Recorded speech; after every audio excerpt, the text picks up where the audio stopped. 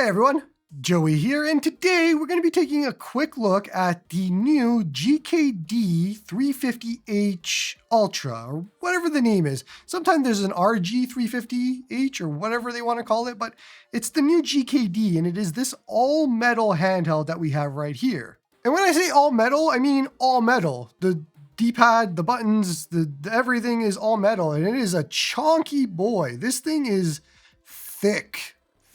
I don't know how else to explain it, but this thing is super thick and it's very interesting. It's an all metal handheld.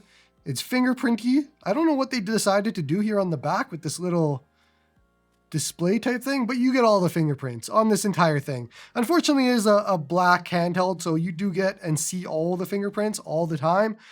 But that is what they decided to do. I think there is a different color that's a black color. I grabbed the silver one, but that just affects the outside part. But either way, this is a thick metal handheld in the $160 price range from what I remember. I'll leave a link in the description for Keep Retro. I don't have an affiliation with them, so it's just whatever, but you can just buy it from them if you want it. But there's a lot of good here that we should talk about. This is an incredible handheld in a lot of ways, and then some negatives, of course. So we should probably talk about the specs here. There's an RK3576S processor inside of here. That means it is pretty decent. You're going to get normal N64, Dreamcast, PSP as semi-compatible here, and you can play them if you want. There is a stick for Nintendo 64, and you have that option, but we'll talk about why it's maybe for other systems instead. There is 2 GB of RAM. There's an 8 GB internal storage option, which does matter because this is running a form of ROCNIX, and that is on the internal storage that you cannot actually access. So you have an SD card slot. This is for your ROMs only. To actually change things on the internal storage, you need to SSH into it, which is a little complicated for a normal user to do. But you have to do that because out of the box, RetroArch was in Chinese. The only way for me to fix that was to go into SSH into the RetroArch config file and change the language around. I couldn't figure out another way for it to apply to everything, so I'll leave the instructions in the description in case somebody else runs into it, but that is the only way, and that's why that matters, is you can't easily access all of the software files on this if you wanted to. Now the standout feature here, and this will work better if I actually show you, so we're going to jump into a Game Boy Color game, and I think usually the best is a Legend of Zelda, so let's jump into this. The standout feature is the screen. This is, for all intents and purposes that I could figure out, the analog pocket screen that we are finally getting in another handheld that isn't $1 million. This is 3.5 inch, 1600 by 1440, and it's gorgeous. I have loved the analog pocket screen since the analog pocket. One of my favorite screens of all screens, including OLED screens. It's up there. To get this now here in a new device, like you can't tell me that doesn't look like it's an OLED display, but without the disadvantages of OLED. This is one of my favorite screens of all time, and this handheld has it. And it's one of the best features, but it isn't the only best feature of this handheld. The battery is a 5,000 milliamp hour battery, and this also takes USB-C charging. So that actually works. I don't know what they did, but they figured it out. They should probably tell Ambernick how to do that. But USB-C charging to USB-C charging works. C to C, all of it. Fast charging, doesn't matter, it works. The device does get super hot while you do that, but it works. So that I'm happy with. There is display out through micro HDMI, I believe that is here. I have not actually tested that yet, but this is another option for the handheld too. But then we get to the speakers, and this has dual AAC sound chamber speakers, but I should probably just let you listen to the sound instead of me talking about it.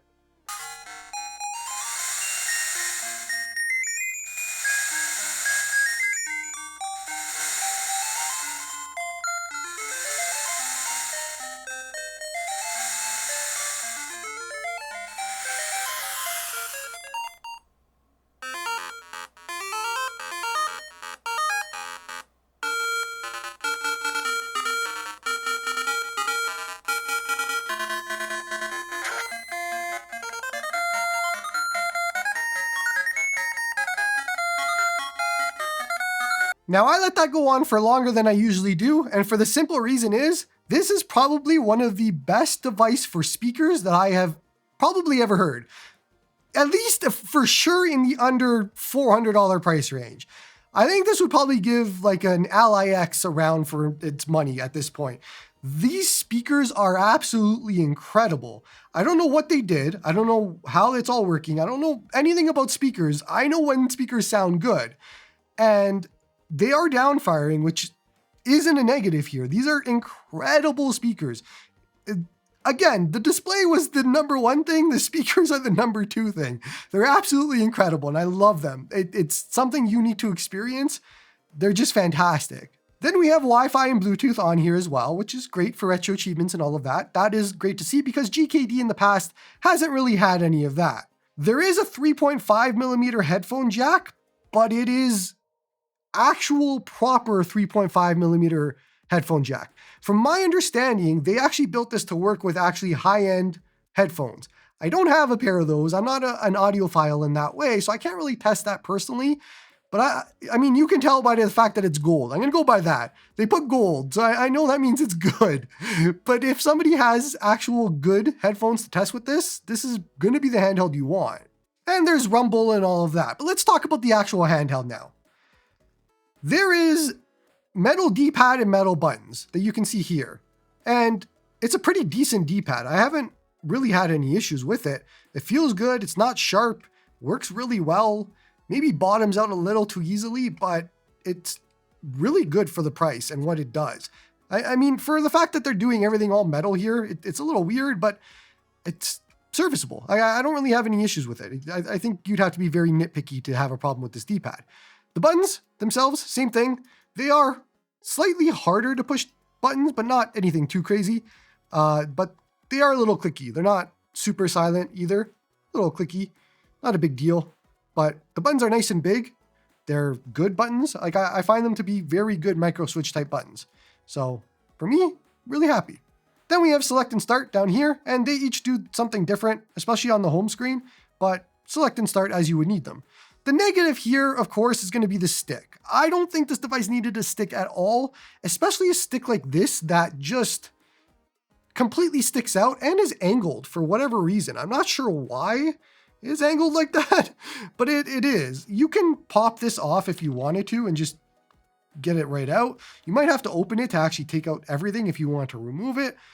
But this is a big negative. I don't think it needed a stick at all for what this device is and the benefits of this device, so it probably shouldn't need to be here. The other annoying part to the stick is it's slippery. There is nothing to grab onto here. Like I am slip sliding all over the place. It is a very slippery stick. So this is not a good stick, not good movement. None of this feels good. Like even just using it, it feels like it's grinding. There's like a grinding noise and a grinding sound. All of that doesn't feel good to me. So stick optional on this one, and probably something you'd want to remove. Maybe somebody can 3D print a little cap to put on top of this because yeah, this is something I want gone for sure. On the top, we have the L, R, shoulder, triggers, buttons, and all of that, and they are nice and clicky, soft clicky. They're not loud, which is good, but they have a click to them. And L2 and R2, also silent, nothing really to hear when you're doing this, but they're good. They're in a good spot. I find them to be easy to push, and they seem to work out just well, which is good. Now, I mentioned that this is a form of Rocknix, which is emulation station that is running on here. And so you have all of the usual options for a normal emulation station type operating system. And you have scraper settings, sound settings, network settings, like all of the usual things here. I personally haven't played around with most of this as of yet. I kind of just jumped into some games and been playing them. But if you want to play around with some different user interface and different themes and all of that, you have all these options here. This isn't my favorite way to do things. I don't like when you touch RetroArch outside of RetroArch, like how this operating system works. But that is what you get with this device. And it is better than their previous operating systems. GKD's had a lot of problems with operating systems. I think this is probably one of their better versions at least. And it just seems like they're taking Rocknix and using that. Like for instance, one of the biggest issues is that you have to change shaders outside of RetroArch. So all of the systems have shaders applied to them. And as somebody who doesn't like shaders, I have to go in and click it to off and change any filters to off as well. And I have to do that outside of RetroArch, where I'm usually used to doing it inside of RetroArch. But that does mean that once you do all of that, it does affect all of the different games in the system, or you could do per game. But this is why you want to get this. This is the screen. and it's just a gorgeous screen. And I love Adventure Island because it shows off the Game Boy really nicely, but it's just an absolutely gorgeous screen.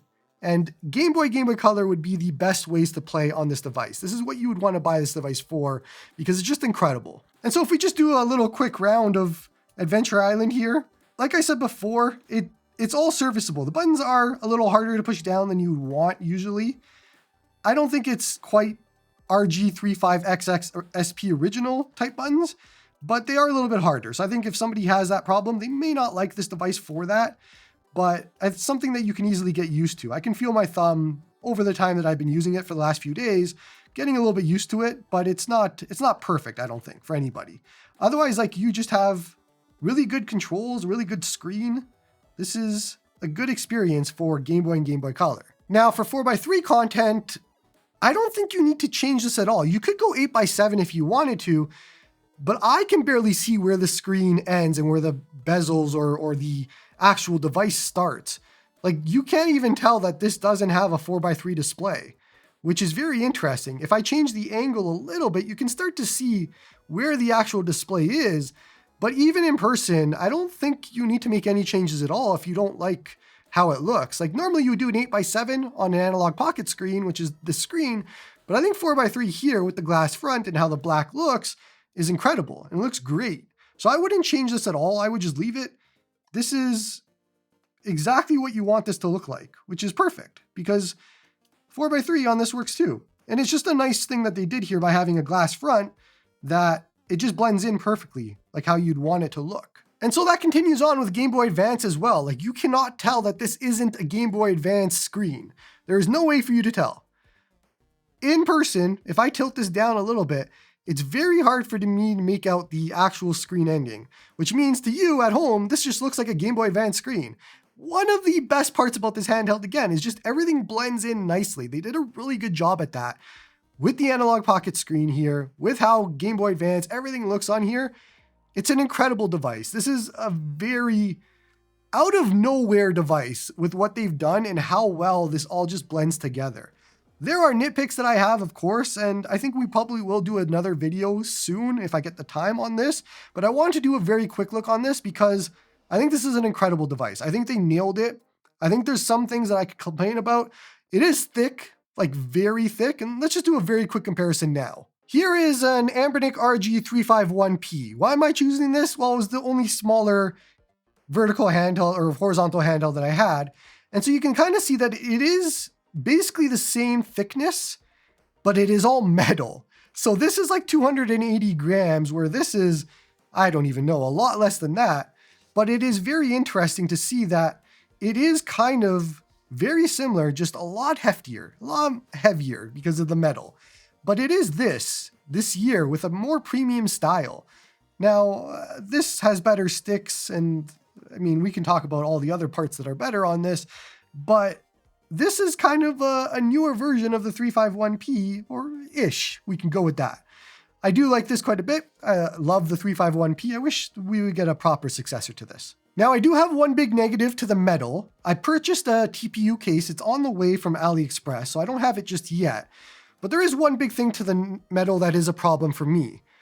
You can see here, there is a little gap, and it's a sharp gap. So what happens is, when you hold your fingers like this, you don't really touch it, and it's fine. But if I slide my fingers down, which I usually do when I'm playing, so I'll be playing like this, and I'll slide down, and I'm suddenly like this, my finger is now caught in that little metal area that's right there, if my camera would autofocus.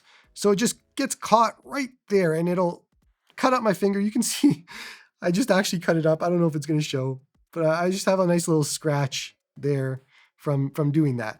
I don't think this is going to affect everybody, but it is the only sharp parts of this handheld, surprisingly, for a metal device that you can get. And it was the first thing that I noticed when I was trying to hold this properly, because usually I'll hold it like this if I'm doing hotkeys, but the moment that I'm not using hotkeys and I'm holding it normally, I'm holding it like this, and both sides are just ingrained in that little lip there that's just scratching me up. So I'm hoping the TPU case helps with that.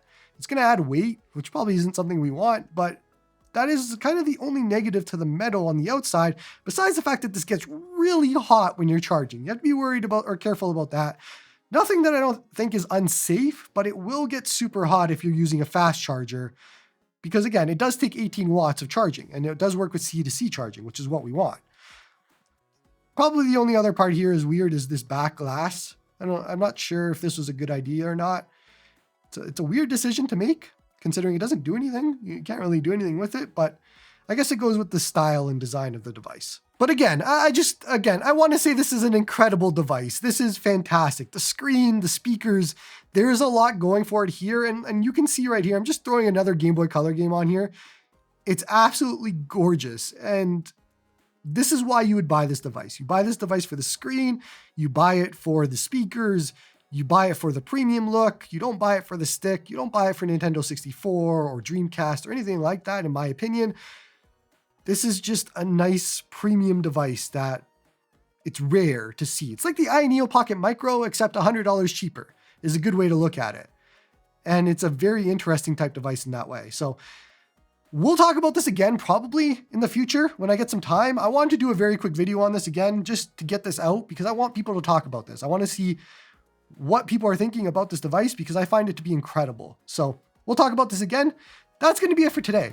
Don't forget to like and sub to help the channel grow. Come join me on the Discord to talk all about retro gaming, and hope you all have a good one.